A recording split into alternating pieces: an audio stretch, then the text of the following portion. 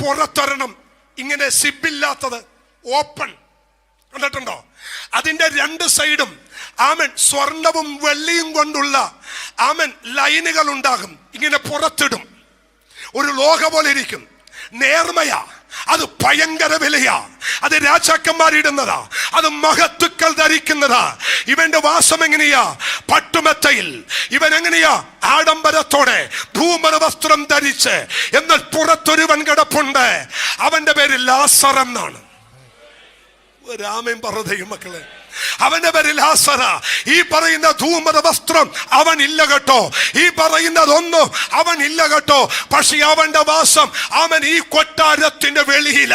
ഒരു ഹല്ലേലൂയ എന്ന് പറഞ്ഞേ. നിങ്ങൾ രണ്ടുപേരുടെയും മുഖത്തേക്കൊന്ന് നോക്കിക്കേ.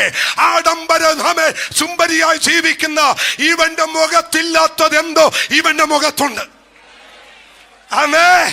അവന്റെ മുഖത്ത് മിന്നി തെളിയാത്തതെന്തോ ഇവന്റെ മുഖത്തുണ്ട്. അതാണ് ക്രിസ്തുവിന്റെ പ്രത്യാശ എന്ന് പറയുന്നത്. ഒരു ഹല്ലേലൂയ ഒന്ന് ഉറക്കെ പറ ദൈവമൈതലേ. എന്തെങ്കിലും ലഭിക്കുമ്പോഴുള്ള ഒരാനന്ദമല്ല ദൈവമക്കളുടെ ആനന്ദം. ഒന്നുമില്ലായ്മയിലും ദൈവത്തെ ആരാധിക്കാൻ, ഒന്നുമില്ലായ്മയിലും ദൈവത്തെ സ്തുതിക്കാൻ. ഹല്ലേലൂയ. ഒന്നുമില്ലെങ്കിലും യഹോവയിൽ പ്രത്യാശ വെക്കുന്ന ദൈവമൈതലേ, നിന്റെ പ്രത്യാശ നഷ്ടപ്പെടാൻ ദൈവം അനുവദിക്കത്തില്ല. ബലപ്പെടണം, ശക്തിപ്പെടണം, ശക്തീകരിക്കപ്പെടണം. ഹല്ലേലൂയ. ഞാൻ ഇനി ഒരു കാര്യം കൂടി പറയാം.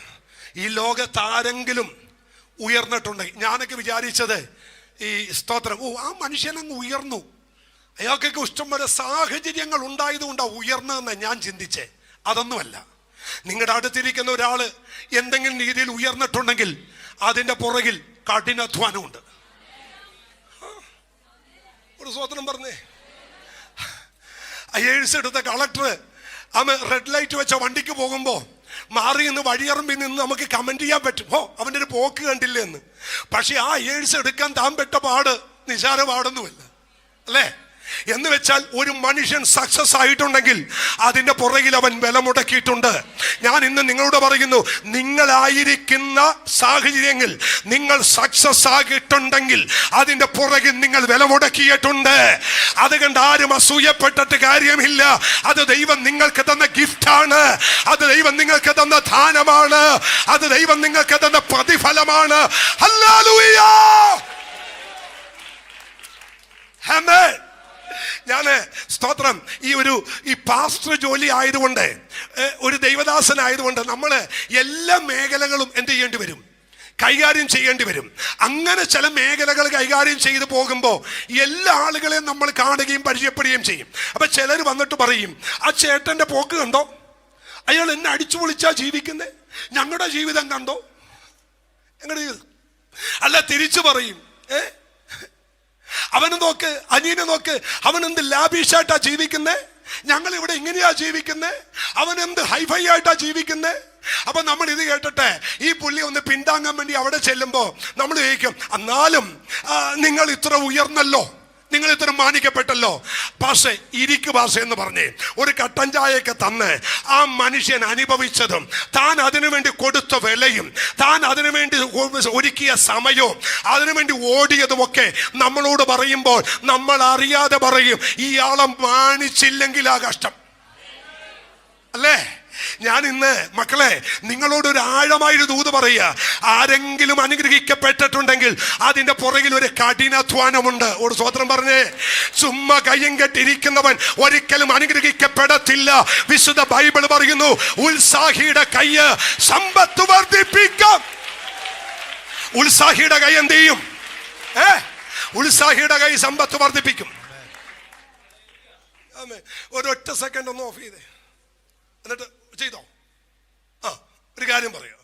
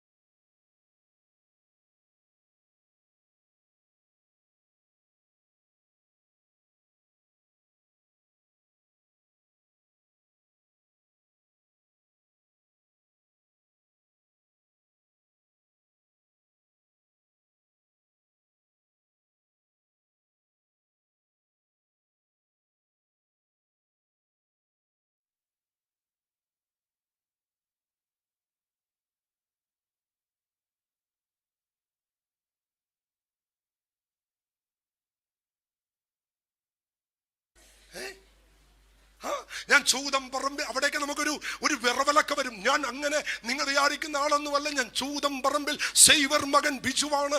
ഞാനത് തള്ളാനോ ഞാനത് എടുക്കാനോ അങ്ങനെയാണെങ്കിൽ മിണ്ടരുത്. അത് തള്ളിയവനെ ദൈവം മാനിച്ചു, ആ കഷ്ടപ്പെട്ടവനെ ദൈവം ഉയർത്തി. എല്ലാത്തിനും ഉയർച്ചയുടെ പിന്നിൽ ഒരു കഠിനാധ്വാനമുണ്ട്. ഒരു ആമേൻ പറ. ഹല്ലേലൂയ. അപ്പൊ മക്കളെ, ആമേൻ, സ്തോത്രം. നിങ്ങൾ സിന്ധി ചേച്ചിയോട് ചോദിച്ചു നോക്കേ, ഇവിടെ നിന്ന് പ്രസംഗിക്കുന്നില്ലേ? ഈ പ്രസംഗിക്കുന്നതിന് മുമ്പ് വീട്ടിൽ ഒരു ട്രയൽ കഴിഞ്ഞിട്ടാ ഇവിടെ വന്ന് പ്രസംഗിക്കുന്നത്. കുളിച്ചോണ്ട് നിൽക്കുമ്പോഴൊക്കെ ആമൻ കുളിമുറിയുടെ അകത്തൊക്കെ ഇന്ന് പ്രസംഗിക്കുന്ന മെസ്സേജൊക്കെ കുളിമുറി ഇന്ന് പ്രസംഗിക്കും. യഹോവയിങ്കൽ പ്രത്യാശ വെക്കുക, നിന്റെ ഹൃദയം ഉറച്ചിരിക്കട്ടെ. എന്നിട്ട് ആ മെസ്സേജിനിടക്ക് ഒരു പാട്ട്. ചുമ്മാതല്ല, ഈ മെസ്സേജ് എല്ലാം ഇങ്ങനെ ഓരോന്ന് കുത്തിയിരുന്ന് എഴുതിയിട്ട് അതിനിടക്ക് പറയേണ്ട ഉദാഹരണങ്ങൾ ഇതിന് മണ്ട എഴുതി വെക്കും. അതിനിടക്ക് പാടേണ്ട പാട്ടുകൾ തെരഞ്ഞു പിടിച്ച് എഴുതി വെക്കും. ആ പാട്ട് ഓർത്തു വെക്കും. അല്ലാതെ പ്രസംഗത്തിനിടയ്ക്ക് സിയോൻ ഗീതാവലി അവിടെ, സിയോൻ ഗീതാവലിയല്ലേ, ആ പാട്ടിന്റെ വരി അവിടെ ഇല്ല. അതെല്ലാം അതിനോട് ചേർന്ന് പാടാൻ പറ്റിയ പാട്ട് മെസ്സേജിനിടക്ക് കുത്തിയിരുന്ന് പഠിച്ച് ആ വരി ഓർമ്മപ്പെടുത്തി എഴുതി വെക്കും. ഇതിനു വേണ്ടി ഒരുപാട് കഷ്ടപ്പെടും. നിങ്ങൾ ഒരു നല്ല സുവിശേഷകനായി, ഒരു നല്ല പ്രസംഗകനാകാൻ ആഗ്രഹിക്കുന്നെങ്കിൽ മറ്റുള്ളവരെ നോക്കി വിലയിടാതെ നിങ്ങൾ കഠിനാധ്വാനം ചെയ്യേ. കഠിനാധ്വാനം ചെയ്യാത്തവൻ ഒരിക്കലും വളർച്ച പ്രാപിക്കത്തില്ല. കരമടിച്ച് ദൈവത്തിന് മഹത്വം കൊടുക്ക്. ഇന്നത്തെ മീറ്റിംഗ് ഇവിടുത്തെ മക്കൾക്ക്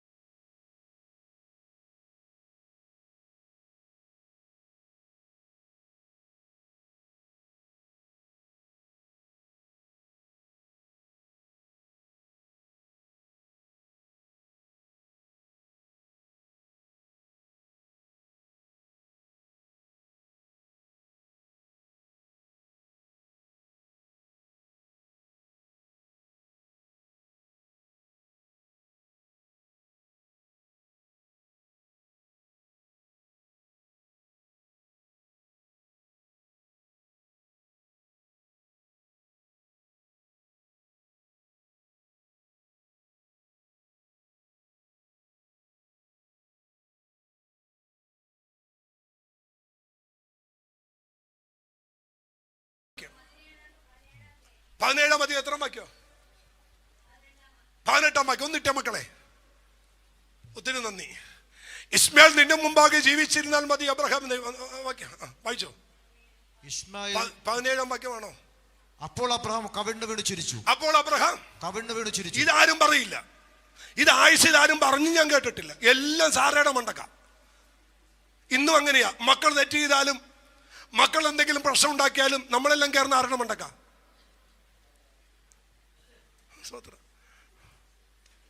അതിന് നമ്മെ പോലെ മിടുക്കന്മാർ വേറെ ആരില്ല. കൊച്ചു ഫസ്റ്റ് ക്ലാസ്സോടെ പാസ്സായാൽ നമ്മൾ പറയും കണ്ടോടി എന്റെ മകൾ. സ്പോർട്സിൽ ഫസ്റ്റ് കിട്ടിയാ പറയും കാണടി കാണ് അത് എന്നെ പോലെയാ. ഒരു പ്രശ്നം ഉണ്ടാക്കി വരുമ്പോ പറയും നിന്റെ സ്വഭാവം തന്നെയാ. അപ്പൊ വിഷയം വരുമ്പോ അവര് അമ്മയുടെയും പ്രശസ്തി വരുമ്പോൾ അപ്പനെ ക്രെഡിറ്റ് അങ്ങേറ്റെടുക്കും. പക്ഷെ അബ്രഹാമിന്റെ വിഷയം പറഞ്ഞു കിടക്കുക. അബ്രഹാം പറയുന്ന അപ്പോൾ അബ്രഹാം കവിണ് വീണെന്ത് ചെയ്തു? ചിരിച്ചു. സാറ വീണെന്നുമില്ല, നിന്നാ ചിരിച്ചേ. അപ്പൊ ഇനി ആരും സാറാമ്മച്ച മാത്രം കുറ്റം പറയല്ലേ. അപ്പച്ചനും ചിരിച്ചു. വിട്ടേരെ. അപ്പൊ ഈ പ്രശ്നം ഉണ്ടായ സമയത്ത് ഇവരുടെ അകത്തൊരു സംശയം വന്നു. സംശയം വന്നപ്പോ ദൈവം ഒരു ചോദ്യം ചോദിച്ചു. 18-14 യഹോവയാൽ കഴിയാത്ത കാര്യമുണ്ടോ? നിങ്ങൾ മോനെ സഭ ഒരുമിച്ചെന്ന് പറയാൻ പോകുക. യഹോവയാൽ കഴിയാത്ത വല്ല കാര്യമുണ്ടോ? ഒന്നുറക്കെ പറ, യഹോവയാൽ കഴിയാത്ത. ഇന്ന് പകലിൽ ഈ ആലയത്തിനകത്ത് വന്ന ദൈവ കുഞ്ഞുങ്ങളോട്, ദൈവമക്കളോട് പരിശുദ്ധാത്മാവ് ചോദിക്കുന്നു, യഹോവയാൽ കഴിയാത്ത കാര്യമുണ്ടോ? ഒരാണ്ട് കഴിഞ്ഞിട്ട് ഈ സമയമാകുമ്പോൾ ഞാൻ നിന്റെ അടുക്കൽ മടങ്ങി വരും. സാറായിക്ക് ഒരു മകൻ ഉണ്ടാകുമെന്ന് അവൻ അരുളി ചെയ്തു.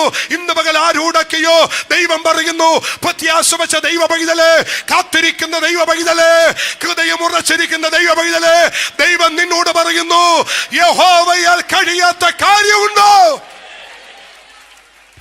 യഹോവയാൽ കഴിയാത്ത ഈ വചനത്തോട് ചേർത്ത് വെക്കാൻ നിങ്ങൾക്ക് മറ്റൊരു വചനം തരാം.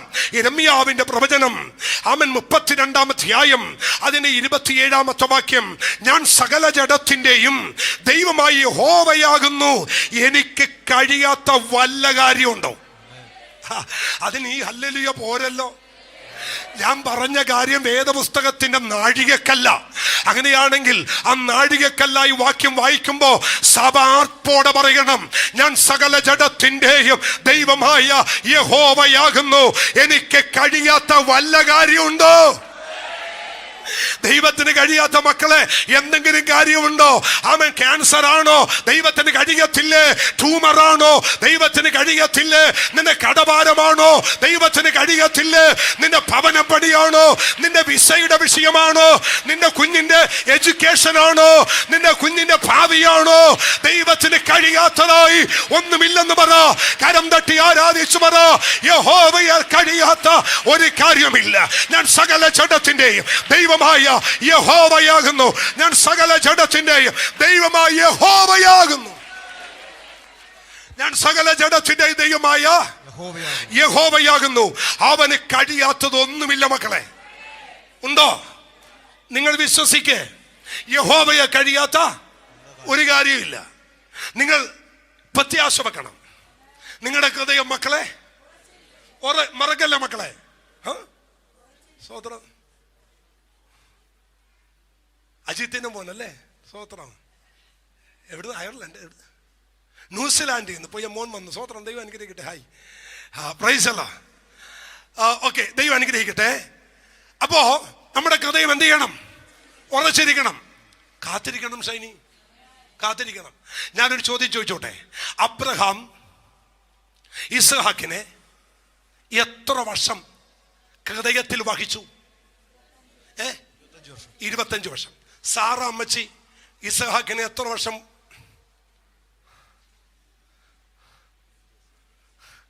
10 മാസം അല്ല 9 മാസവും 9 ദിവസവും 9 വിനാഴികയും സാറ അമ്മച്ചി ചുമന്നു. അബ്രഹാം 25 വർഷം ഹൃദയത്തിൽ കൊണ്ടു നടന്നു. ക്ഷീണിച്ചോ? ക്ഷീണിച്ചില്ല. 25 വർഷം ഹൃദയത്തിൽ ഇസഹാക്കിനെ കൊണ്ട് നടക്കുമ്പോഴും അബ്രഹാമിന് അറിയാമായിരുന്നു, എന്റെ പ്രത്യാശ ചോരത്തില്ല, എന്റെ ഹൃദയം പെടയത്തില്ല. പറഞ്ഞ ദൈവം വിശ്വസ്തൻ.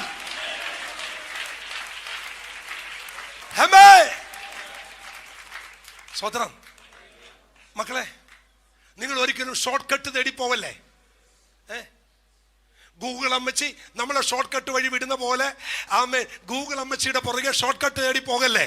ദൈവം അനുഗ്രഹിക്കാമെന്ന് പറഞ്ഞാൽ ദൈവം നിങ്ങൾ എന്ത് ചെയ്യും? ദൈവം അനുഗ്രഹിക്കാമെന്ന് പറഞ്ഞ വഴിക്ക് അല്പം താമസമുണ്ടാകാം. പക്ഷേ നിങ്ങൾ കേൾക്കുന്നുണ്ട് തന്നെ.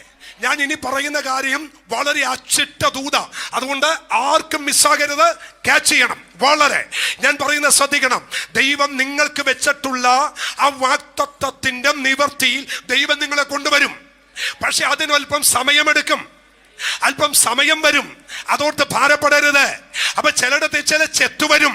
യോഹന്നാൻ 15 പറയുന്നു, അധികം ഫലം കായ്ക്കേണ്ടതിന് അധികം ചെത്തും. അധികം ചെത്തുമ്പോ ദൈവത്തോട് ചോദിക്കരുത്, എന്നെ എന്തിനാ ഇങ്ങനെയിട്ട് ചെത്തുന്നത്, എന്തിനെ എന്നെ ഇങ്ങനെയിട്ട് ഉടക്കുന്നത് ചോദിക്കരുത്. നിന്നെ അധികം ഫലം പുറപ്പെടുവിക്കാനാ.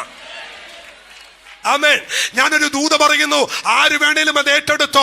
ദൈവം ചില പെനീനമാരി ആക്കി വെച്ചിരിക്കുക.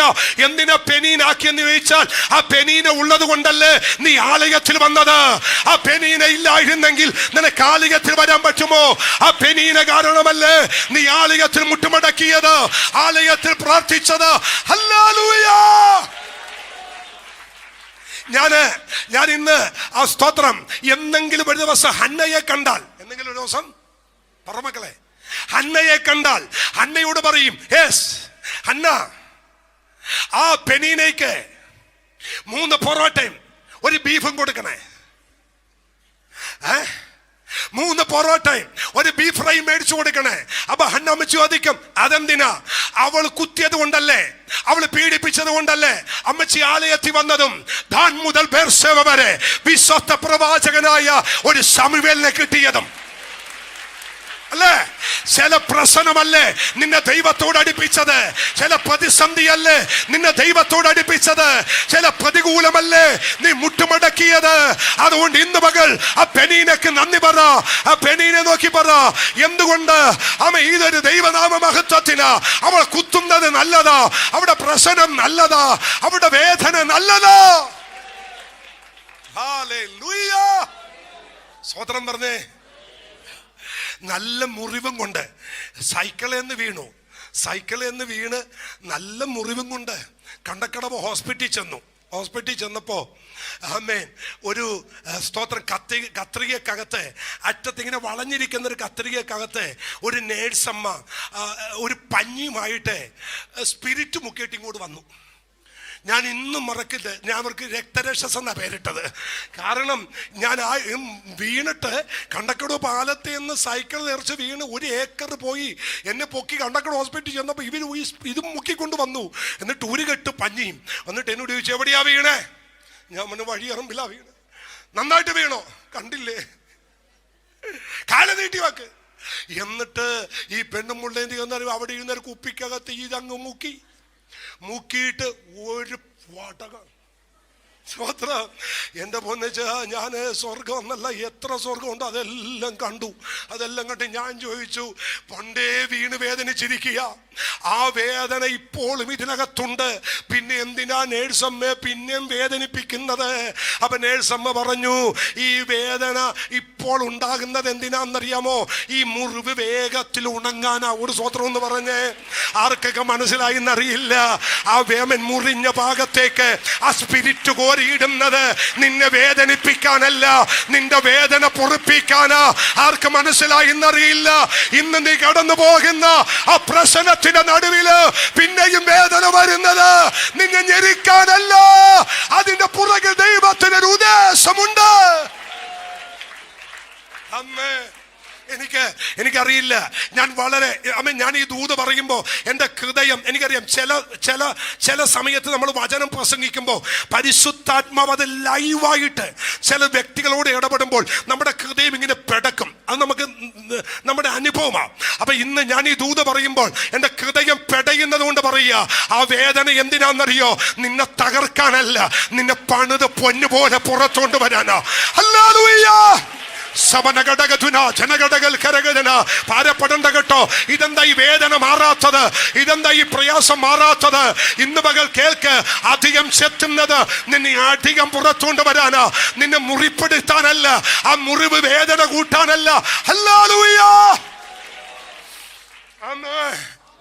ഒരിക്കല് ഒരു കുരുടനായ മനുഷ്യനെ യേശുവിന്റെ അടുക്ക കൊണ്ടുവന്നു. കന്നിട്ട് കർത്താവിനോട് ചോദിച്ചു, യേശുപ്പച്ച, ഇവൻ കുരുടനായി പിറക്കാൻ വാക്യം നിങ്ങൾ പറ, ആര് പാപം ചെയ്തു? ഇവന്റെ ജീവിതത്തിൽ ഇന്ന് സംഭവിക്കുന്ന ഈ സംഭവ വികാസങ്ങൾ ഉണ്ടാകാൻ തക്കവണ്ണം ഇവരുടെ വീട്ടിൽ ആര് പാപം ചെയ്തു? ഇവൻ പാപം ചെയ്തോ? ഇവന്റെ അമ്മയപ്പന്മാർ പാപം ചെയ്തോ? കർത്താവ് അഗ്നി ജ്വാലക്കത്ത് കണ്ണുള്ളവൻ അവന്റെ കുടുംബത്തെ സ്കാൻ ചെയ്തു. ഞാൻ അങ്ങനെയാ പറയുന്നേ. അവിടെ നിന്നുകൊണ്ട് ആ കുരുടന്റെ അപ്പനെ, കുരുടന്റെ അമ്മയെ, കുടുംബത്തെ മുഴുവൻ അഗ്നിജ്വാലക്കത്തുള്ള കണ്ണുകൊണ്ട് അവൻ സ്കാൻ ചെയ്തു. സ്കാൻ ചെയ്തിട്ട് തമ്പുരാൻ പറഞ്ഞു, ഇവന്റെ അമ്മയോ അപ്പനോ പാപം ചെയ്തത് കൊണ്ടല്ല, ഇവങ്കൽ ഒരു ദൈവമഹത്വം വെളിപ്പെടേണ്ടതിനാണ്. ഇന്ന് പകൽ മനസ്സിലായവരാമേൻ പറ. എന്തിനാണ് ഈ പ്രശ്നം? ഒരു മഹത്വത്തിന് വേണ്ടിയാ. എന്തിനാണ് ഈ വിഷയം? ഒരു മഹത്വത്തിന് വേണ്ടിയാ. കരം തട്ടി ദൈവത്തെ ആരാധിച്ചു പറ. എന്തിനാ ഈ വിഷയം? ഉപവസിച്ചിട്ടും പ്രാർത്ഥിച്ചിട്ടും കണ്ണുനീരൊഴുക്കിയിട്ടും ഈ വിഷയം മാറുന്നില്ല, ഈ പ്രശ്നം പോകുന്നില്ല. കുഞ്ഞേ, ഇത് നിന്നെ ഒതുക്കാനല്ല, ഈ വിഷയത്തിന് ദൈവം ഒരു പരിഹാരം അടച്ചിട്ടുണ്ട്. ആമേൻ, ആമേൻ. ഞാൻ ഒരു കാര്യം കൂടി എൻ്റെ ഉള്ളിൽ വരുന്ന ദൂത് പറയുക.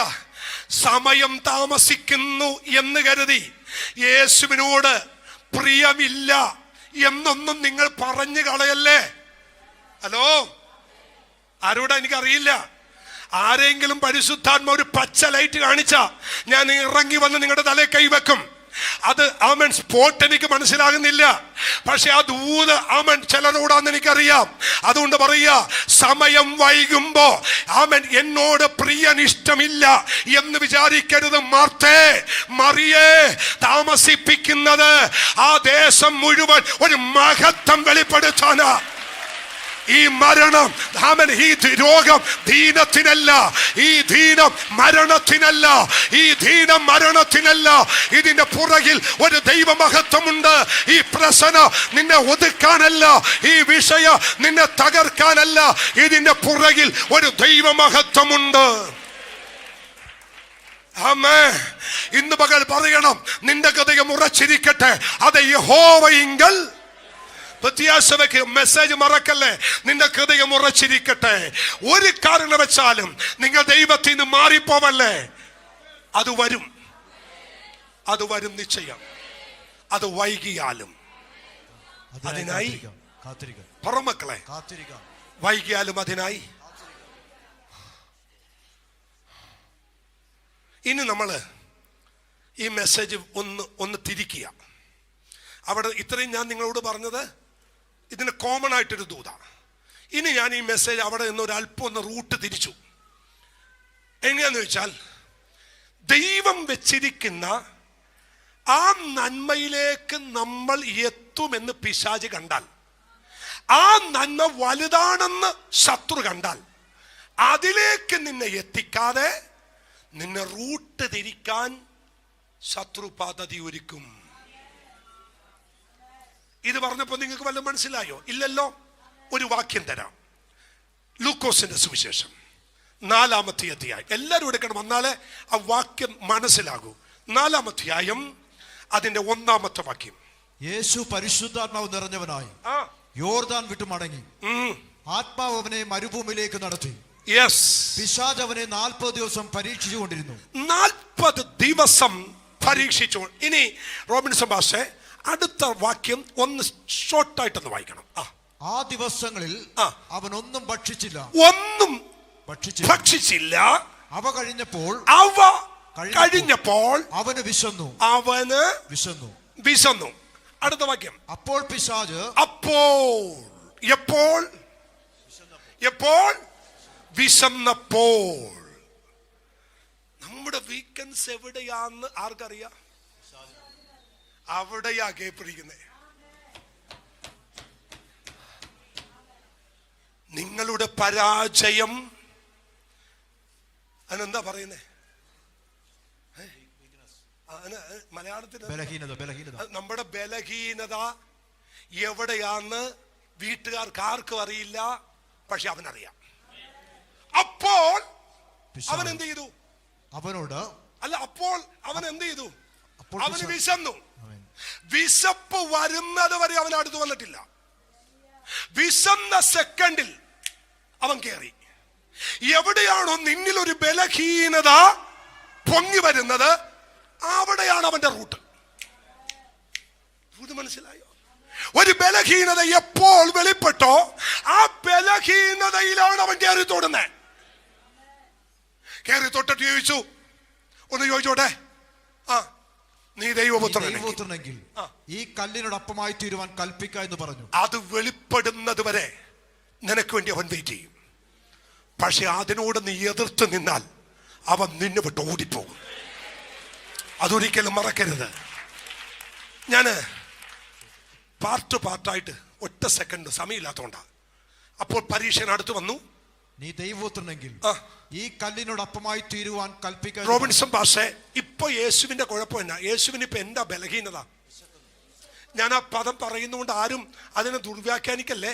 യേശുവിന് ബലഹീനത എന്നൊക്കെ പറഞ്ഞ് നിങ്ങൾ ആരും അതിനെ പാസ്റ്റർ പറഞ്ഞു യേശുവിന് ബലഹീനതയുണ്ടെന്ന് ആ അർത്ഥത്തിലല്ല ഞാൻ പറഞ്ഞേ. വിശപ്പ് എന്ന മാനുഷിക ബലഹീനത, അതാ ഞാൻ പറഞ്ഞേ.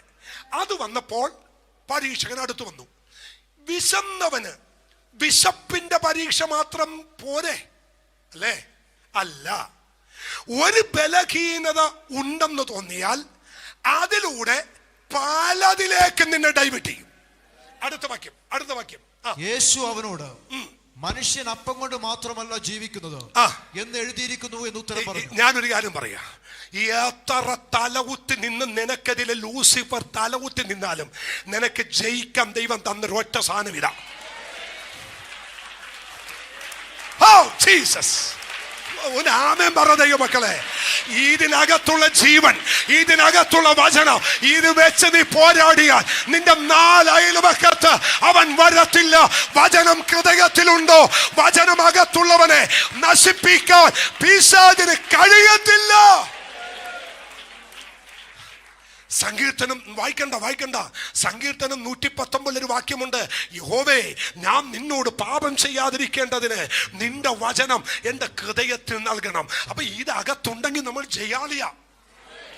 ഇതകത്തുണ്ടെങ്കിൽ ഞാൻ ഇന്നലെ പകല് കർത്താദാസൻ ടിനു ജോർജിന്റെ കൊട്ടാരക്കര ചർച്ചിലായിരുന്നു പ്രസംഗിച്ച കൂട്ടത്തിൽ ഈ വചനത്തെ കുറിച്ച് ഇങ്ങനെ പറഞ്ഞു, ഇത് ന്യൂട്രീഷനാ. ഈ വചനം നമ്മൾ കഴിക്കുന്നതെല്ലാം പ്രോട്ടീനാ. മനസ്സിലായില്ലല്ലേ? അവർക്ക് അമ്മ 40 വർഷം എന്തോ കൊടുത്തു? മക്കളെ, മന്ന എന്താ, എങ്ങനെയുള്ള ഫുഡാ? ന്യൂട്രീഷനാ, പോഷകാഹാരമാ. ഞാനെങ്ങനെ പറയുന്നതുകൊണ്ട് പബ്ലിക്ക് പറയാമോ എന്ന് എനിക്കറിയില്ല, എന്നാലും ഒന്ന് പറയാം, മനസ്സിലാകാൻ വേണ്ടി പറയാ. ഈ മന്ന കഴിച്ച വിളിക്ക് പോകേണ്ടി വരത്തില്ല. അതാ കഴിക്കുന്ന എല്ലാം ശരീരത്തിലാ, ഒന്നും വേസ്റ്റ് ഇല്ലെന്ന്. ഇതിൽ കൂടുതൽ ഞാൻ എങ്ങനെ പറഞ്ഞ് മനസ്സിലാക്കാനാ? എടാ, മണ്ണക്കകത്ത് എന്തില്ല? അത് സ്വർഗീയ ഫുഡാ. അതാ ന്യൂട്രീഷൻ എന്ന് പറഞ്ഞേ. പക്ഷെ ഇവന്മാര് പറഞ്ഞു എന്താണെന്നറിയോ? ഞങ്ങൾ ഈ ന്യൂട്രീഷൻ കഴിച്ച് മടുത്ത് ഞങ്ങൾക്ക് പ്രോട്ടീൻ വേണം. അനുസരണം കേട്ടന്മാര്, ഞങ്ങൾ ന്യൂട്രീഷൻ മതിയാക്കി ചിക്കൻ വേണം. ഒരു മാസം, അയ്യോ അതിലോട്ടൊക്കെ പോയി എന്ന് തീരില്ല. ഒരു മാസം മക്കളെ, ഒരു മാസം ഇവന്മാരുടെ കൂടാര വാതിക്ക പറന്നിറങ്ങി ഒരു മാസം നിന്നെന്നാ പറയുന്നത്. ഒരു സ്വോത്രം പറ. ഈ അമ്മ രാവിലെ എഴുന്നേറ്റ് കാടപ്പക്ഷി എല്ലാം കൂടി അകത്തു കൊണ്ടുപോയി മസാലയും എല്ലാം കൂടി ഇട്ടിങ്ങനെ ഫ്രൈ ചെയ്യുമ്പോൾ അവൻ 3 വയസ്സുകാരൻ ഇത്രയും പൊക്കത്തിൽ പറന്ന് നിൽക്കുന്ന കാടയം കൊണ്ട് വരുന്നു. മമ്മി, ഇതെനിക്ക് അൽഫാടിച്ചതാ എന്ന് വെച്ചാൽ, ആമേൻ, അല്പം മാംസം കഴിച്ചാൽ വയറ്റിനും അകത്തും പ്രശ്നമില്ലാത്ത പ്രായത്തിൽ കയ്യെത്തിച്ച് പിടിക്കാൻ പറ്റുന്ന അത്രയും താഴത്ത് കാട പറന്നു നിന്നു. എന്നെ ആരെങ്കിലും പിടിക്ക്, എന്നെ ആരെങ്കിലും ഫ്രൈ ചെയ്, ആരെങ്കിലും എന്നെ കഴിക്കെന്നും പറഞ്ഞ് പറന്ന് നിന്നെന്നാ ബൈബിള് പറയുന്നത്. എന്നിട്ടും ദൈവം നിർത്തിയില്ല. ഇവന്മാരുടെ എല്ലാം കൂടി എവിടെ നിന്ന് വന്നു? മൂക്കി കൂടി വന്നെന്നാ പറയുന്നത്. കഴിച്ചട്ടെ. തമ്പുരാൻ കൊടുത്താൽ അങ്ങനെയാ കൊടുക്കുന്നേ. ദൈവം ചെയ്ത് അങ്ങനെയാ ചെയ്യുന്നേ. ഒരു അല്ലല്ലോ പറ. ദൈവത്തെ അളവ് വെക്കല്ലേ കേട്ടോ. ദൈവത്തെ എന്ത് ചെയ്യരുത്. സ്വത്രം. ഞാൻ എപ്പോഴും ഓർക്കും, അമ്മ മക്കളെ, നമ്മുടെ അപ്പച്ചന്മാരൊക്കെ എന്തുമാത്രം കഴിക്കാൻ കഷ്ടപ്പെട്ടു അല്ലേ? എന്തുമാത്രം കഴിക്കാനൊക്കെ നമ്മുടെ അപ്പച്ചന്മാരൊക്കെ ബുദ്ധിമുട്ടി. പക്ഷെ ഇന്ന് നമ്മുടെ മക്കള് തിന്ന് കളയുന്നത് എന്തുമാത്രമാണ്. ചിക്കൻ മാത്രമേ ഉള്ളൂ വേസ്റ്റ് ഇല്ലാത്തത്. ബാക്കി കൊടുത്ത എല്ലാം വേസ്റ്റ് അല്ലേ? ചിക്കനാണ് നമ്മുടെ വീട്ടിൽ വെക്കുന്നതെങ്കിൽ പട്ടി വരെ പരാകും അല്ലേ? ചിക്കൻ കഴിച്ചതിൻ്റെ എല്ലുകൊണ്ട് കൊടുത്തു കഴിഞ്ഞാൽ പട്ടിയാ എല്ലിട്ട് നോക്കിയിട്ട് നമുക്കിട്ടൊരു നോട്ടമുണ്ട്. ഇങ്ങനെ നോക്ക്, നമുക്കിട്ട് നോക്ക്, എന്നാടാ ഇത്. ഒരു ഇച്ചിരിയെങ്കിലും ഏതൊക്കെ സൈഡ് വെറുക്കാൻ പറ്റുമോ അവൻ ചിറകിൻ്റെ അടിയിലൊരു കുഴിയുണ്ട്. ചിറകിൻ്റെ അടിയിലൊരു കുഴിയുണ്ട്. അതിനകത്ത് വരെ ഉണ്ടാകുന്ന വന്ന് മലയാളിക്ക് ഒരു സായിപ്പ് പറഞ്ഞതാ, ഞാൻ ലോകത്തിൽ ഇതുപോലെ കോൾഗേറ്റ് ഉപയോഗിക്കുന്ന ആളുകളെ കണ്ടത് കേരളത്തിൽ മാത്രമേ ഉള്ളൂ. ഒരു സായിപ്പ് പറഞ്ഞാണ് അഭിമുഖത്തിൽ. എന്താന്ന് വെച്ചാൽ പുള്ളി പറഞ്ഞു, എല്ലാ വീട്ടിലും ഇത് ഉപയോഗിച്ച് കഴിഞ്ഞാൽ അവര് സ്ലാബ് വെച്ച് കത്തി വെച്ച് വടിക്കാറുണ്ട് അത്രേ. അത് നമ്മുടെ കേരളത്തിൽ മാത്രമാണ്, വിടത്തില്ല നമ്മൾ. അവൻ്റെ തലയും കുഞ്ചിയും ഓടിച്ച് വഴിക്കേണ്ടതെല്ലാം വടിച്ചെടുത്തിട്ട് നമ്മൾ എറിയും അല്ലേ? അങ്ങനെയാ. പക്ഷേ ഇവന്മാർക്ക് വേണ്ടത് പ്രോട്ടീനാ. കർത്താവ് കൊടുത്തില്ലേ? പറതയോ മക്കളെ. പക്ഷെ അടുത്ത വാക്യം വായിച്ചപ്പോൾ എന്റെ വിഷയം അതല്ല. പിന്നെ പിശാച് അവനെ മേലോട്ട് കൂട്ടിക്കൊണ്ടുപോയി. മോനെ, എന്റെ ചോദ്യം, എന്താ യേശുവിന്റെ പ്രശ്നം? നിങ്ങൾ എന്നോടൊപ്പം നല്ല മനസ്സിലാവും. വിശപ്പല്ലേ? ആഹാരത്തിന്റെ പരീക്ഷ പോരെ, അതിലല്ല പിടിച്ചിരിക്കുന്നേ. പക്ഷേ ആഹാരത്തിൽ തുടങ്ങി അവൻ കൊണ്ടുപോയത് എവിടേക്കാന്നറിയോ? സകല നാമത്തേക്കാൾ മേലായ നാമമായ യേശുവിന്റെ നാമമായി പിതാവ് ഉയർത്താൻ വെച്ചിരിക്കുന്ന ആ ഉയർച്ചയിലേക്ക് യേശുവിനെ കൊണ്ടുവരാതെ ഈവൻ ഷോർട്ട് കട്ട് വഴി യേശുവിനെ ഉയർത്താൻ നോക്കി. ഒരു സ്വതന്ത്രം പറഞ്ഞേ, ഇത് ദൂതാണ്. ദൈവം എനിക്കും നിങ്ങൾക്കും വെച്ചിരിക്കുന്ന ഒരു ഉയർച്ചയുണ്ട്, ഒരു മാന്യതയുണ്ട്.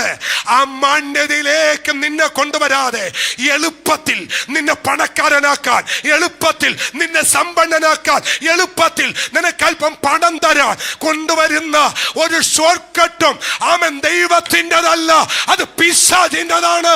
അതിന്ന് പകൽ യേശുവിന്റെ നാമത്തിൽ ദൂരീകരിക്കണം. ആമേ. ഒരു ഹല്ലേലൂയ പറ. ഇങ്ങണ്ടാക്സും ഈടിയും ഒന്നും നിന്റെ വീട്ടിൽ കയറി ഇറങ്ങാതിരിപ്പാൻ പെട്ടെന്നുള്ള ശത്രു കൊണ്ടുവരുന്ന ഉയർച്ചയൊന്നും വേണ്ട ദൈവ പൈതലേ. ആ ഉയർച്ച നിന്നെ കൊണ്ടുപോയി ഒതുക്കും. ആമേ. പിശാച് അവനെ മേലോട്ട് കൊണ്ടുപോയി രാജ്യം കാണിച്ചിട്ട് പറഞ്ഞു, ഇതെല്ലാം ഞാൻ നിനക്ക് തരാ. എന്നാൽ യേശു പറഞ്ഞ, പോട പിശാചേ, എന്റെ തമ്പുരാൻ വെച്ച സമയത്ത് എനിക്കൊരു ഉയർച്ചയുണ്ട്. സകല നാമത്തേക്കാൾ മേലായ നാമമായ യേശു കർത്താവിന്റെ നാമം, അത് ഉയർച്ചയുടെ കരമാണ്. അത് വരുന്നത് വരെ ഞാൻ കാത്തിരിക്കും. അത് വരുന്നത് വരെ ഞാൻ വെയിറ്റ് ചെയ്യും. അത് വരുന്നത് വരെ.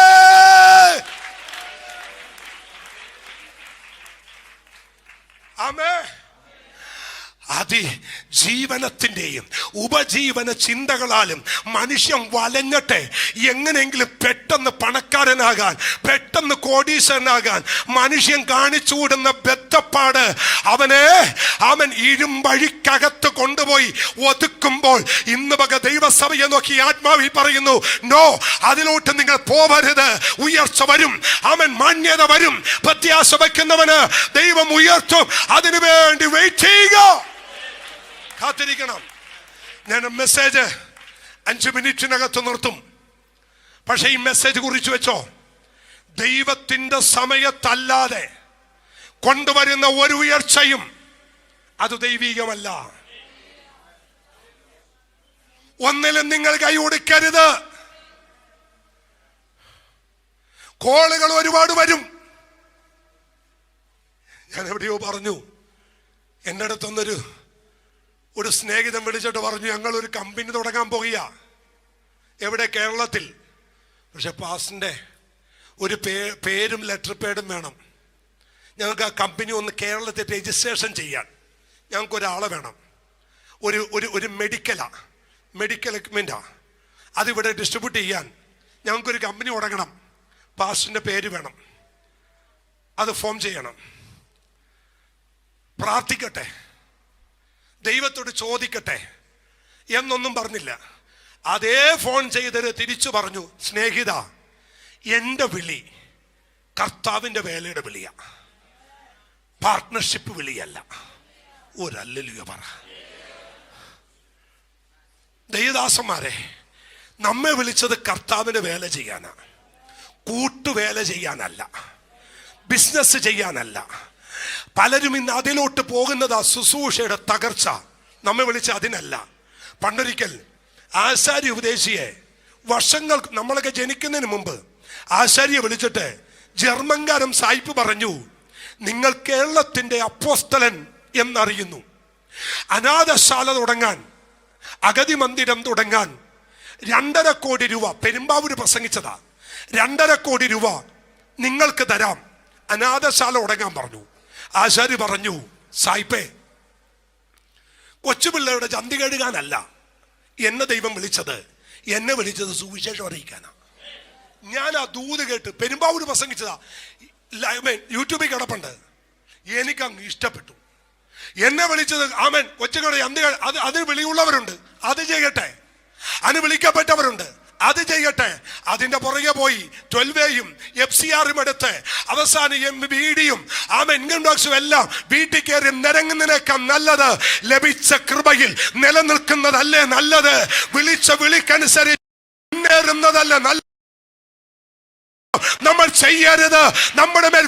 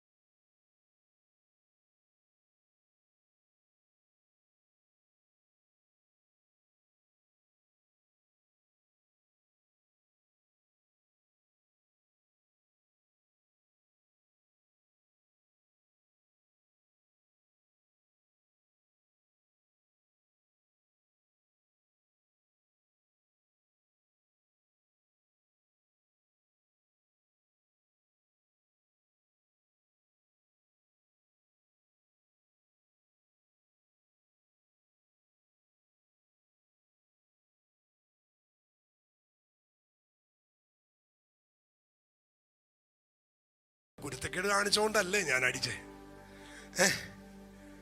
ഇതപ്പൻ, അവൻ ചിലപ്പോൾ ചെയ്യും, പക്ഷെ കുറച്ച് കഴിയുമ്പോൾ അവൻ തടകും. അപ്പന്റെ ശിക്ഷ എന്ത് ചെയ്യരുത്? നിരസിക്കരുത്. അവൻ ശാസിക്കുമ്പോൾ മുഷിഞ്ഞു പോവരുത്. അപ്പനും മക്കളോട് കരുണ തോന്നുന്നത് പോലെ തന്റെ ഭക്തന്മാരോട് ദൈവത്തിന് കരുണ തോന്നും. നിർത്തണം അല്ലേ? അല്ലെങ്കിൽ ഞാൻ എത്തത്തില്ല. എനിക്കാണ് നിർത്താനൊക്കെ ഒന്നുമില്ല. ഒരു കാര്യം എന്ന് പറഞ്ഞോട്ടെ, ഒരിക്കലും വളഞ്ഞ വഴി പോവല്ലേ. നേരായ മാർഗത്തിലൂടെ അനുഗ്രഹം മതി. നേരായ മാർഗത്തിലൂടെ ഉള്ള നന്മ മതി. ഒന്ന് അടുത്തിരിക്കുന്ന ആളോട് പറ, വളഞ്ഞ വഴിയിലെ ഒരു നന്മയും വേണ്ട, അരുതാത്ത ഒരു നന്മയും വേണ്ട, കള്ളക്കണക്കെഴുതിയ ഒരു നന്മയും വേണ്ട, അരുതാത്ത നമ്മുടെ വീണ്ടും വാദിക്ക വരുന്ന ഒരു നന്മയും വേണ്ട. വരുന്ന നന്മ തലമുറക്ക് ഗുണമാകണമെങ്കിൽ ആ നന്മയൊന്നും വ്യാജമാകരുത്, കള്ളക്കണക്കെഴുതിയതാകരുത്, അനാവശ്യമായതാകരുത്. ഒരു ഹല്ലേലൂയ എന്ന് പറഞ്ഞേ. എന്തെല്ലാം തരികടയാ നടക്കുന്നേ. എന്റെ കാറ് സർവീസിന് കൊണ്ടായി കൊടുത്തു. ഈ നമ്മള് രക്ഷിക്കപ്പെടുന്നതിന് മുമ്പ് ഈ ലോകത്ത് കടന്ന് ജീവിച്ചിട്ട് വിശ്വാസത്തിൽ വന്നുകൊണ്ട് ഇച്ചിരിയൊക്കെ തരികട നമ്മുടെ അകത്ത് കിടപ്പുണ്ട്. അപ്പൊ ഞാൻ എന്ത് ചെയ്യുന്നറിയാമോ, ഈ വണ്ടി സർവീസിന് കൊടുക്കുന്നതിന് മുമ്പ് ബാറ്ററി അതിനകത്തൊന്ന് ഊരി ബാറ്ററിയുടെ താഴെ കമ്പി, ഇരുമ്പ് കമ്പി പഴിപ്പിച്ചിട്ട് CX എന്ന് എഴുതി ബാറ്ററിയുടെ അടി. എന്നിട്ടാ സർവീസിന് കൊടുത്തേ. സർവീസ് കഴിഞ്ഞ് വണ്ടി ഇറക്കി മാറ്റിയിട്ടിട്ട് ആദ്യം ഞാൻ എടുത്തു നോക്കിയത് ബാറ്ററിയാ. പുത്തൻ വണ്ടിയല്ലേ, ബാറ്ററിമാർ അടിച്ചു മാറ്റിയിട്ട് പഴയ ബാറ്ററി വെച്ച് തന്നു. മാത്രം പറഞ്ഞേ, ഞാൻ ഇത് ഫോട്ടോ എടുത്താ ചെന്നേ. ഒന്നുമില്ല, നേരെ ഓഫീസിൽ ചെന്നു, ഒരു ലെറ്റർ എഴുതി, ഒരു കംപ്ലൈന്റ് കൊടുത്തു. അവിടെ ഹെഡ് ഓഫീസിലേക്ക് വിളിച്ചു. പ്രശ്നമായി. ഹെഡ് ഓഫീസ് ഞാൻ പറഞ്ഞു, എനിക്ക് ഒരു കുഴപ്പമില്ല, വണ്ടി അവിടെ വാതിക്കെ കിടപ്പുണ്ട്. എന്താ സാറേ? ബാറ്ററി. നിമിഷ നേരം കൊണ്ട് ബാറ്ററി വന്നു. ഞാനൊരു ചോദ്യം ചോദിച്ചു, മോനെ എന്റെ ഈ ബാറ്ററി അടിച്ച് നീ അടുത്ത വണ്ടി കൊടുത്തത് നിനക്ക് എത്ര കിട്ടും? 2000 രൂപ കിട്ടും. നീ 2000 രൂപ കാണോ പൊന്നെ ഇത്രയും വലിയ ചതിവ് ചെയ്തേ? നീയും നിന്റെ തലമുറയും ഗുണം പിടിക്കുവാടാ. സാറേ പറ്റിപ്പോയി. ഇന്ന് പകൽ ഒരു ദൂത് ഏറ്റെടുത്തോ. അനാവശ്യമായ ഒരു സമ്പന്നതയും നമുക്ക് വേണ്ട. ആരുടെയും പോക്കറ്റിൽ കിടക്കുന്ന 1 രൂപ പോലും ദൈവഹിതമല്ലാതെ നിന്റെ പോക്കറ്റിൽ വരണ്ട. അത് നന്നല്ല കുഞ്ഞെ, അത് നല്ലതല്ല, അത് ഒരിക്കലും നല്ലതല്ല. കരം തട്ടി കർത്താവിന് മഹത്വം കൊടുക്ക്. ആമേൻ. ആവശ്യമില്ലാത്ത ഒരു വഴിയും ഒരു റൂട്ടും നമ്മുടെ ജീവിതത്തിൽ വേണ്ട. ഹല്ലേലൂയ.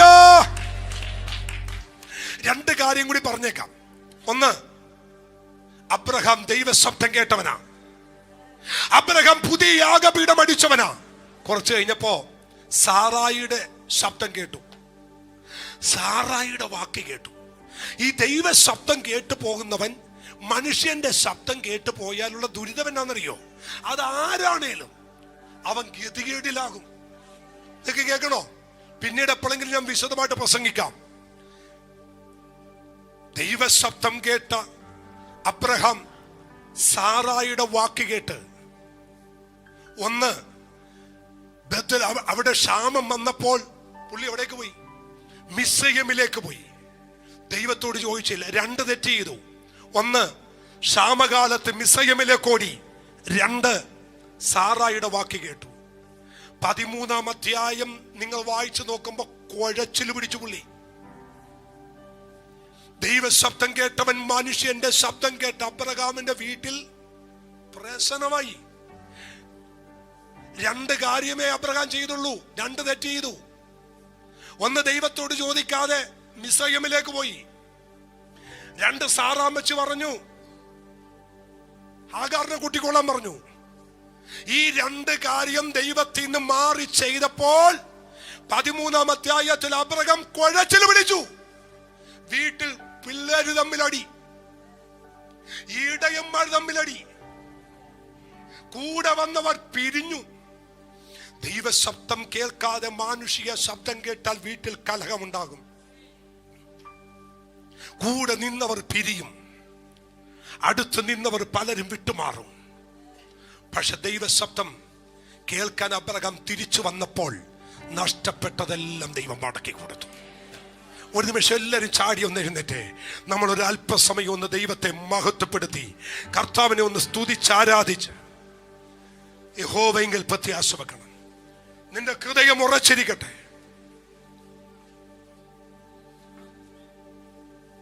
എല്ലാ കണ്ണുകളും നടച്ചേ, ആത്മാർത്ഥ ഹൃദയത്തോടൊന്ന് പ്രാർത്ഥിച്ചേ, ദൈവ സാന്നിധ്യം അനുഭവിച്ചുകൊണ്ട് നമുക്കൊന്ന് ചേർന്ന് പാടി നമ്മുടെ കർത്താവിന് മഹത്വം കൊടുക്കാം. Thank you Jesus. Hallelujah, hallelujah.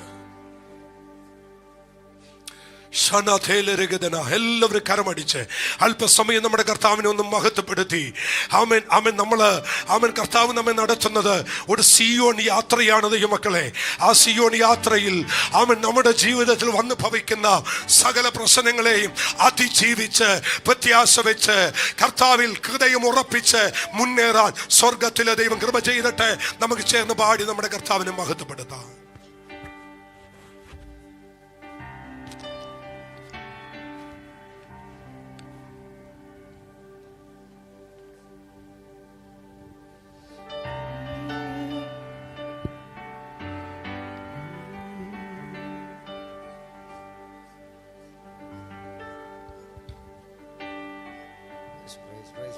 ആ കരങ്ങളൊക്കെ ഒന്ന് ഉയർത്തി ദൈവത്തെ ഒന്ന് സ്തുതിച്ചാൽ. എല്ലാ കരങ്ങളൊന്നും ഉയർത്തി ആ കേട്ട വചനത്തെ ഒന്ന് ഹൃദയത്തിലേക്ക് ഏറ്റെടുത്ത് കർത്താവിന് നന്ദി പറയാമോ?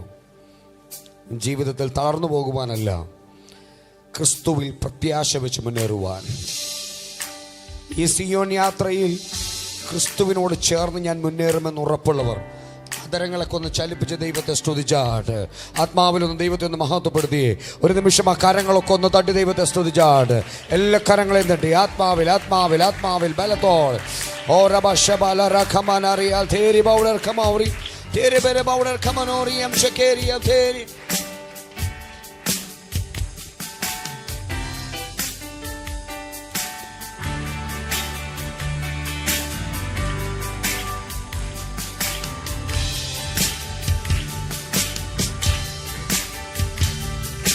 മോക്ഷയാത്രയാണിത് ഞാൻ നടപ്പത്, കാഴ്ചയാലെയല്ല വിശ്വാസത്താലെയാ. മോക്ഷയാത്രയാണിത് ഞാൻ നടപ്പത്, കാഴ്ചയാലെയല്ല വിശ്വാസത്താലെയാ. വീഴ്ചകൾ താഴ്ചകൾ വന്നിടും വേളയിൽ രക്ഷകൻ കൈകളിൽ താങ്ങിടും. വീഴ്ചകൾ താഴ്ചകൾ വന്നിടും വേളയിൽ രക്ഷകൻ കൈകളിൽ താങ്ങിടും. സിയോൻ സഞ്ചാരി ഞാൻ, യേശുവിൽ ചാരി ഞാൻ പോകുന്നു കുരിശിന്റെ പാതയിൽ. സിയോൻ സഞ്ചാരി ഞാൻ, യേശുവിൽ ചാരി ഞാൻ പോകുന്നു കുരിശിന്റെ. ബാലശിക്ഷ നൽകും എന്നപ്പനെങ്കിലും ചേലേഴും തൻ സ്നേഹം കുറഞ്ഞു പോയിടാ. ബാലശിക്ഷ നൽകും എന്നപ്പനെങ്കിലും ചേലേഴും തൻ സ്നേഹം കുറഞ്ഞു പോയിടാ. നന്മയെ തൻ കരം നൽകുമെന്നീശ്വരിൽ എൻ മനം വിശ്രമം നേടിടും. നന്മയെ തൻ കരം നൽകുമെന്നീശ്വരിൽ എൻ മനം വിശ്രമം നേടിടും. സിയോൻ സഞ്ചാരി ഞാൻ, യേശുവിൽ ചാരി ഞാൻ പോകുന്നു കുരിശിന്റെ പാതയിൽ.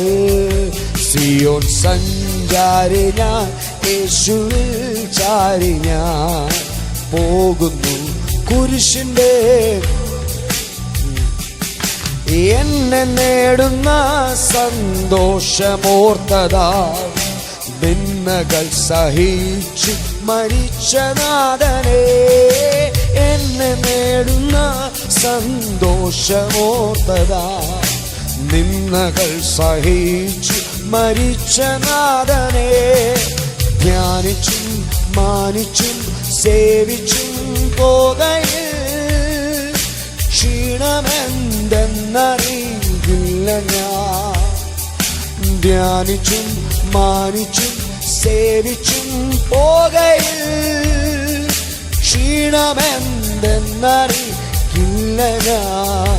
സിയോൻ സഞ്ചാരി ഞാൻ, യേശുവിൽ ചാരി ഞാൻ പോകുന്നു കുരിശിന്റെ പാതയിൽ. സിയോൻ സഞ്ചാരി ഞാൻ യേശുവേ പോകുന്നു കുരിശിന്റെ സാക്ഷികൾ സമൂഹം എന്റെ ചുറ്റിലും നിൽക്കുന്നായിരങ്ങൾ ആകയാലെ ഞാൻ സാക്ഷികൾ സമൂഹം എന്റെ ചുറ്റിലും നിൽക്കുന്നായിരങ്ങൾ ആകയാലെ ഞാൻ ഭാരവും പാപവും വിട്ടു ഞാനോടുമാ നേരവും യേശുവേ നോക്കിടും ഭാരവും പാപവും വിട്ടു ഞാനോടുമാ നേരവും യേശുവേ നോക്കിടും സിയോൻ സഞ്ചാരി ഞാൻ യേശുവിൽ ചാരി പോകുന്നു കുരിശിന്റെ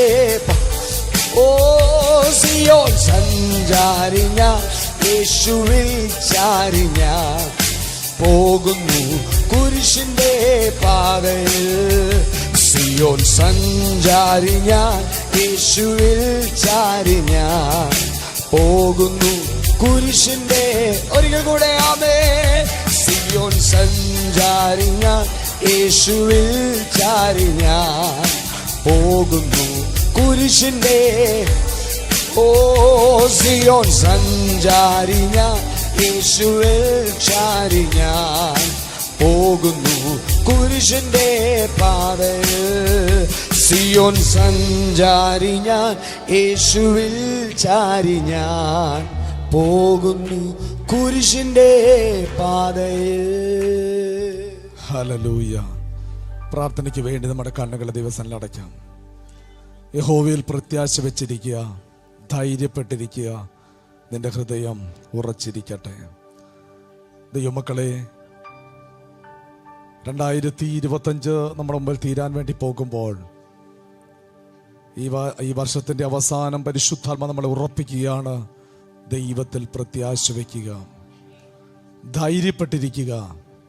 എന്തൊക്കെ പ്രതികൂലം നിന്നെ ഉലയ്ക്കാൻ വന്നാലും, എന്തൊക്കെ പ്രശ്നങ്ങൾ നമ്മളെ മൂടാൻ വന്നാലും ഇതൊന്നും നമ്മളെ തൊടത്തില്ല. ദൈവം നമ്മോട് കൂടെയുണ്ട്, ദൈവം നമ്മോട് കൂടെയുണ്ട്. ഞങ്ങളുടെ സ്വർഗീയ നല്ല കർത്താവെ, ഞങ്ങൾ ഒന്നിച്ച് അപ്പൻ്റെ പാദപീഠത്തിലേക്ക് അടുത്തു വരുന്നു. സർവശക്തനായ ദൈവത്തിൻ്റെ കൃപയും സാന്നിധ്യവും പരിശുദ്ധാത്മാവ് പകരുന്നതിനായി സ്തോത്രം ചെയ്യുന്നു. അങ്ങിൽ ധൈര്യപ്പെട്ടിരിക്കുവാൻ, അങ്ങിൽ ഉറച്ചിരിക്കുവാനുള്ള കൃപയും സാന്നിധ്യവും പരിശുദ്ധാത്മാവ് ഞങ്ങളുടെ ഓരോരുത്തരുടെ മേൽ ദൈവം പകർന്നാട്ടെന്ന് പ്രാർത്ഥിക്കുന്നു. ഞങ്ങളുടെ ജനത്തെ സ്വർഗം അനുഗ്രഹിച്ചാട്ട കർത്താവേ. പ്രത്യേകിച്ച് ഞങ്ങളുടെ ദാസനിലൂടെ കേൾപ്പിച്ച് അനുഗ്രഹിക്കപ്പെട്ട ദൂതനായി ഞങ്ങൾ അങ്ങേക്ക് നന്ദിയോട് സ്തോത്രം ചെയ്യുന്നു. തന്നെ സ്വർഗം അനുഗ്രഹിക്കുമാറാകണേ. ഈ ദിവസങ്ങളിൽ കർത്താവേ, ദൈവസനെ ധൈര്യത്തോടെ ഇരിപ്പാൻ, ദൈവത്തിൽ പ്രത്യാശ വയ്ക്കുവാൻ, ഞങ്ങളുടെ ഹൃദയം ഉറച്ചിരിക്കുവാനുള്ള കൃപയും അനുഗ്രഹങ്ങളും പരിശുദ്ധാത്മാവ് ഞങ്ങളുടെ ഓരോരുത്തരുടെ മേൽ സ്വർഗം പകരണമെന്ന് പ്രാർത്ഥിക്കുന്നു. കടന്നു വന്ന ഓരോ ദൈവജനത്തെ സ്വർഗം അനുഗ്രഹിച്ചാട്ടെ. വചനം അവരുടെ ജീവിതത്തിൽ അനുഗ്രഹമായി മാറ്റുന്നതിനായി സ്തോത്രം ചെയ്യുന്നു. പ്രത്യേകിച്ച് ഞങ്ങളുടെ അഭിഷിക്തൻ്റെയും കുടുംബത്തിൻ്റെയും യാത്രയുടെ മേൽ ദൈവത്തിൻ്റെ സാന്നിധ്യം കൂടെ ഇരിക്കണം. പരിശുദ്ധാത്മാവ് അവരെ സഹായിക്കണം, എല്ലാം നന്മ കൊണ്ട് നിറയ്ക്കണം. കടന്നു വന്ന ഓരോ ദൈവജനത്തിനായി സ്തോത്രം. എല്ലാവരും സ്വർഗം അനുഗ്രഹിക്കണം. പ്രത്യേകിച്ച് കർത്താവേ, ദൂരത്തായിരിക്കും ഞങ്ങളുടെ കൃപമൊക്കെ വേണ്ടി പ്രാർത്ഥിക്കുന്നു. അവിടെ ബർത്ത്ഡേ ആണല്ലോ, ദൈവങ്ങളെ അനുഗ്രഹിച്ചാട്ടെന്ന് പ്രാർത്ഥിക്കുന്നു. സകല നന്മ കൊണ്ട് നിറയ്ക്കണം. ദൈവ സാന്നിധ്യം കൊണ്ട് പോകുന്നു. എല്ലാവരെയും അനുഗ്രഹിക്കണം. ദൈവത്തിൻ്റെ കൃപയിൽ എല്ലാവരും പൊതിഞ്ഞാട്ടെ. മഹത്വം എല്ലാം പരിശുദ്ധാത്മാവ് എടുക്കണം. പ്രാർത്ഥന കേട്ടതിനായി നന്ദി. യേശു കർത്താവിനകത്ത് പ്രാർത്ഥിക്കുമ്പോൾ കേൾക്കണമേ സ്വർഗീയ നല്ല പിതാവേ. ദൈവം നമ്മുടെ പ്രാർത്ഥന കേട്ടതിനായി കരങ്ങൾ ഉയർത്തി കർത്താവിന് സ്തോത്രം പറഞ്ഞാണ്. പിതാവായ ദൈവത്തിൻ്റെ സ്നേഹവും പുത്രനായ യേശുക്രിസ്തുവിന്റെ കൃപയും പരിശുദ്ധാത്മാവിന്റെ കൂട്ടായ്മ, സഹവാസം, കാവലും പ്രാർത്ഥിച്ച എല്ലാ വിഷയത്തിന്മേൽ കേൾപ്പിച്ച ദൈവജനത്തിന്മേലും കടന്നു വന്ന ഓരോ ദൈവജനത്തിന്മേലും കർത്താവായ യേശുക്രിസ്തുവിന്റെ മധ്യാകാശ വരെ ഉണ്ടായിരിക്കുമാറാകട്ടെ. അർക്കപ്പെട്ട കുഞ്ഞാടിന് മഹത്വം. Hallelujah, hallelujah, hallelujah. ദൈവം എല്ലാവരും ധാരാളമായി അനുഗ്രഹിക്കുമാറാകട്ടെ. നിങ്ങൾ പോകുമ്പോൾ പ്രിയ വിൽസൺ ബ്രദറിന്റെ കുഞ്ഞിൻ്റെ സമർപ്പണത്തോടനുബന്ധിച്ച സ്വീറ്റ്സ് ഉണ്ട്, അത് മേടിച്ച് കഴിച്ചതിന് ശേഷം കടന്നു പോകുക. ദൈവം എല്ലാവരും അനുഗ്രഹിക്കട്ടെ. ബുധനാഴ്ച ലേഡീസ് മീറ്റിംഗിന് കടന്നു പോകുന്ന സഹോദരിമാർ രാവിലെ 7 മണിക്ക് തന്നെ ചർച്ചിൽ കടന്നു വരിക. ഇവിടെ ഒന്ന് വാഹനമുണ്ടാകും. നിങ്ങൾ അങ്ങോട്ട് പോകാനും തിരിച്ചു വരാനും വാഹനമുണ്ടാകും. ഞങ്ങളത് ചെയ്യണമെന്ന് ദൈവത്തിൽ ഓർപ്പിക്കുന്നു. ദൈവം എല്ലാവരെയും ധാരാളമായി അനുഗ്രഹിക്കുമാറാകട്ടെ.